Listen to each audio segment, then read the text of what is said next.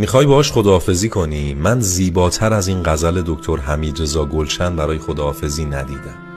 میگه برو، دیگر نمیخواهم که برگردی. خدا حافظ، حلالت میکنم با این که بد کردی.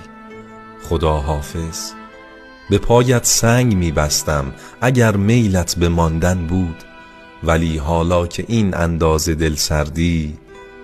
خدا حافظ، نجابت در مسیر عاشقی شرط رسیدن بود، رفیق نیم راه من کم آوردی.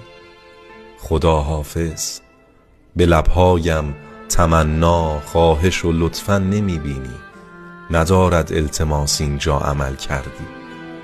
خدا حافظ، مرا از دست دادی، مرا از دست دادی، بعد من عاشق نخواهی شد. از این پس همدم